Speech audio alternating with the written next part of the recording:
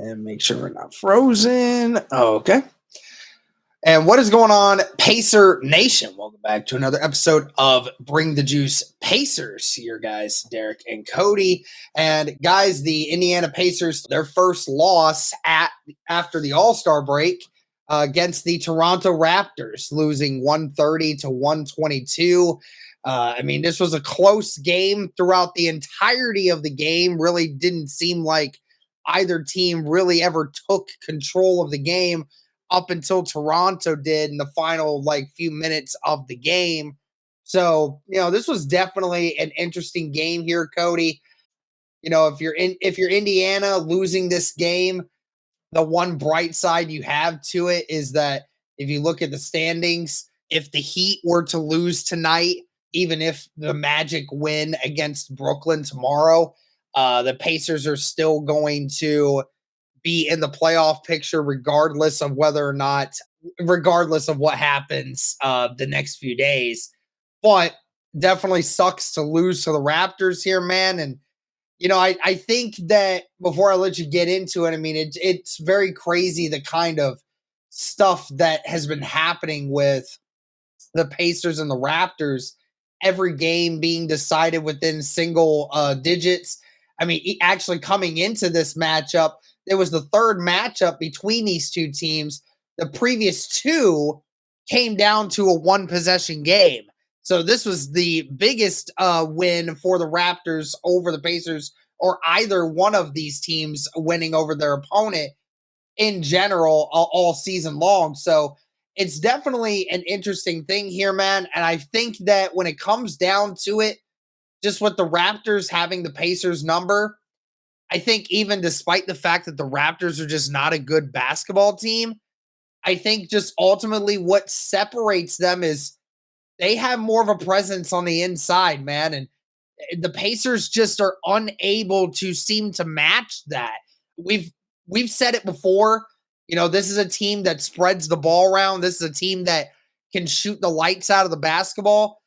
And if there's a couple guys on this team that are just not hitting, which we're going to talk about here in a minute, then you end up with a lopsided performance like this one where clearly the Pacers are the better team. Just the way they play and them having an off night just resulted in a loss. And I think we truly saw the Pacers revert back to I'm just going to say it, piss poor defense again. And that's just something that we've seen them continually it just seems like certain times it's like just fundamental things that the Pacers don't do on defense that they need to do if they're going to take care of some of these bottom tier teams. And we saw a lot of the same issues that we've seen them when they've lost to some of these bottom tier teams, not being able to shoot it. Derek, off of a performance where they shot the lights out against the Mavericks, the Pacers come into this game and they just can't get anything to fall, Derek. They shot 46% overall, 31%. So they attempted 42 three-pointers, only hit on 13 of those, which I think is just insane that they attempted all those. It was just crazy to see. And it's not like the Pacers, the Raptors were guarding them, crazy like defense. The Pacers had open opportunities that they just did not convert. And it was just such a weird off night, especially considering how well they did a shot against the Mavericks. It's just weird to see the complete difference one night makes, man, for the Pacers. And the fact that they shot as poorly as they did, they just didn't do a lot of the things that they did, last night. But they still, were in the game up until the end. I think it shows you the Pacers are the better team, but if they can't shoot the basketball and they don't play defense, at least at a competent level, this is the result you're going to get. And even still, you had a chance in this game. The Pacers at one point, down there near the end, they had opportunities and they just didn't, things didn't fall for them. And, they had a couple times where they were down by a lot more and they came back. But still, it was just, you talked about it, such a lopsided game in certain ways. And, we bragged on the Pacers a night ago against the Mavericks, how much of a team win that was for them. And then we see in this game, man, where, you look at the Pacers overall and, two guys were really the story of the game for the Pacers here tonight, that being Pascal Siakam and Benedict Mathurin. And other than that, nobody could really shoot the ball effectively. I mean, you really look at it, especially the starters. I mean, Halliburton, 2 of 11, one of his worst performances we've seen of him all season. Andrew Nembhard, 5 of 14. Miles Turner, he was pretty decent, 5 of 8. But you just see some of these guys who shot at a high volume just not connecting tonight at all. And again, I know it's, a back to back type of game. Those are hard. But again, this is exactly, Derek, why if the Pacers don't make the playoffs, we'll point to games like the Raptors. We'll point to the games like the Trailblazers. We'll point to some of those games where, like, you had everything in your favor. You were on a 3-game winning streak. You just came off one of your best performances of the season, and then you come out here and you drop a complete egg. It's just it's such a confusing team this Pacers team is, because it's like, how can you go from beating one of the better teams in the West to just not being able to shoot the basketball at all? It's just so strange. This team is just so inconsistent. And Derek, if this team could be a little bit more consistent, I think easily, Derek, they could be a team that could be a force in the playoffs. But you just can't trust them from night to night to put it together. And so that's what's the most frustrating thing about the Pacers is you think they got to figure it out, and then they go and have a performance like this. And it's like, okay, maybe they started to figure it out. But tonight was a big prove-it night to me. And right now, Derek, the Pacers, they haven't really grown from where they've been earlier in the season. And I think that's what's going to hinder them the most is their inability to put away some of these sorry teams like the Raptors. Yeah, I mean, like you mentioned, it was a back to back, and it definitely is a struggle to be able to play on back to back nights. But I mean, the difference was for you is you being back to back. I mean, you're playing at home for both of these games, and I mean, you should have had home crowd advantage. You're in your hometown. That sort of thing can help you. But I mean, like you said, we went from overall this team having one of its best performances of the season to then the next night just being the exact opposite. You didn't shoot well from any metric. You didn't shoot from well from the field. You didn't shoot well from 3-point, and you didn't shoot well from free throw range either. So overall, it was just a extreme letdown on that regard. And for this game specifically, the Raptors really set the pace. They outdid the Pacers in assists. And, that is something that we are not accustomed to seeing. Not many teams, get more assists than the Indiana Pacers. And, even points in the paint, had 28 more points in the paint than the Indiana Pacers. So, again, the Raptors just kind of, even though they never quite had full control, they were still the more dominant team in the areas that mattered. And, I mean, I'll chalk it up to that as it just being one of those situations where it was a back to back. But like you said before, this was a situation where even with it being a back to back, this is a team that's not very good in the Toronto Raptors. So, you had to get it done. But of course, the Indiana Pacers just lacked in the areas that really mattered in the defense and not being able to handle all of that. I mean, your starters, every single one of your starters was in the negative today.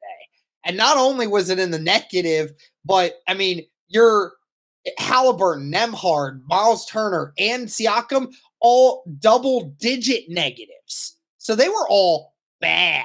I mean, it was bad. Like you mentioned, Benedict Mathurin with the most minutes tonight, 11 of 15, 5 of 8 from 3, 34 points, even had 9 rebounds and 5 assists. So really the only guy that we can sit here and say that, like, hey, or I actually can't say that. TJ McConnell and Benedict Mathurin were really the only guys out there that you were sitting there like, nice job, guys. Like, you guys helped make a difference in this game and what the team was able to do. So, I mean, great job to Benedict Mathurin and TJ McConnell there. But, I mean, man, outside of that, Halliburton, oh my gosh, dude, what a terrible performance. That might be that probably is the worst performance we have seen from Tyrese Halliburton honestly, that might be his worst performance as a Pacer yet. I mean, that was a terribly bad game. Not even in double-digit points. He was the second worst on the team in point differential. So he was the second biggest burden on the team. So I mean, that's just bad. And of course, like you said, Miles Turner, yeah, he had 16 and 11, but I mean, overall, he didn't establish a presence though.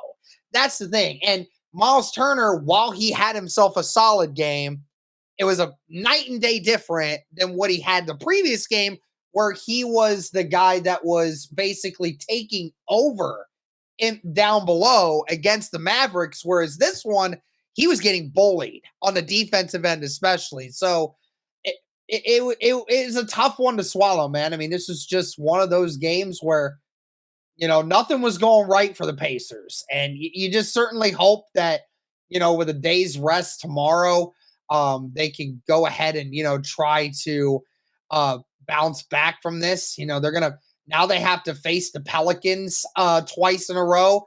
Thankfully, they're going to be playing them at home in this first matchup. So, these two teams are going to face each other multiple times here over the next week. So it'll be interesting to see how this goes, because now we were talking about it, Cody, like, some of these easy teams that the Pacers were going to be facing. This was one of them, and they couldn't capitalize. So now you're in a tough one. Pelicans, who are a pretty good basketball team. You're going to face the Mavericks again, who, again, you're going to be in Dallas that time. That one's going to be different. You're going to be facing the Timberwolves. You're going to be facing the Magic. You're going to be facing the Thunder. I mean, these next 6 games that you have, next 7 games that you have, at least, 6 of those games are people with positive records, or if not, some of the best records in basketball. So it's going to hit a really tough stretch here, Cody. Again, I'm glad Indiana has been on a good streak that it was on, but it definitely is a missed opportunity here. As we mentioned before, with the standings being so close, you have to get the games that you can, and that was definitely a missed opportunity. Yeah, even if it was an ugly game like tonight, you had to figure out a way to win, and you didn't. And so that's what's frustrating about this game is, despite the fact that you were playing like crap, you still had a chance in this game, and you just couldn't come down with it. And Derek, I think that is honestly what separates the Pacers from some of these top teams in the East is the Pacers play like pretenders, Derek. They play like pretenders when they face these bad teams. And I just don't understand why they are so inconsistent. It is so infuriating as a fan to watch the Pacers go out there, make you think they've turned a corner, and then they revert right back to the same BS that they've done. And it's just so frustrating. And again, I know, back to back, but that's no excuse. And it's just very infuriating to see the Pacers do that again here in this game. They got to figure something out, man, because they can't afford to have this happen. Because, like you mentioned, there are some really good teams they're going to be playing. And so they just can't have these games. And honestly, Derek, like I said earlier, if we look back and the Pacers are on the outside looking in, they'll have nobody to blame but themselves. Nobody to blame but themselves. And they'll look at games like this and say, we should have won that game. But again, still got time, can still figure it out. But it's just these games, like you said, it's just a missed opportunity, and you're very frustrated at that. But guys, let us know your overall thoughts on the Pacers' loss here to the Raptors. Very frustrating performance from the Pacers. Let us know your thoughts in the comments below. But guys, that'll do it for this one. Thank you so much for tuning in. And as always, go Pacers.